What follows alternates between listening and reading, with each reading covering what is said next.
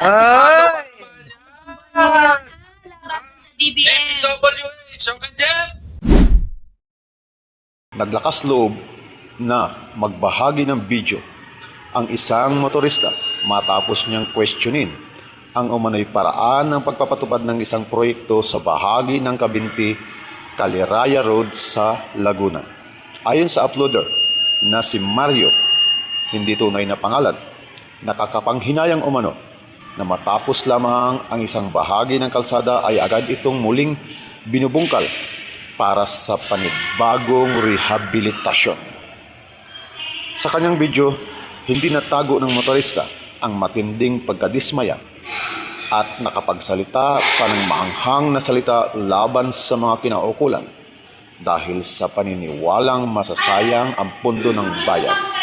Mahalagang marinig at mabigyan ng pansin ang mga ganitong hinaing ng publiko. Kasabay ito, nararapat din mabigyan ng pagkakataon ang Department of Public Works and Highway na magpaliwanag kung bakit kinakailangan muling isagawa ang naturang rehabilitasyon at kung ito ba'y bahagi ng tamang plano o may iba pang teknikal na dahilan.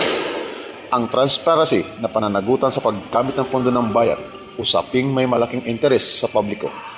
Kaya inaasahan ng mamamayan na malinaw na paliwanag mula sa kinaukulan. So ang tanong ng ating mga kababayan, bakit sinisira yung matitinong kalsada? Bakit hindi na lang ibigay yung budget doon sa nangangailangan na nasira yung mga tulay, kabahayan, building, establishment at yung mga kalsada, highway at lalong-lalo na ang bawat pangangailangan sa araw-araw ng mga biktima ng lindol kagaya ng tubig at pagkain.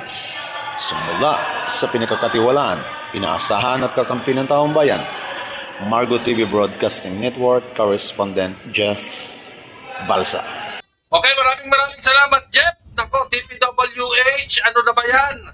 Abay, ang dami pong sira-sirang kanye, pero hindi naman inaasikaso. Oh, yung mga sira, hindi ginagawa. Yung mga buo, tinitibag. Eh, baka nandun yung ano? Hindi, kasi ngayon labas ang Ano ba DBM. yun? Di ba baka nandun Budget. yung porsyento?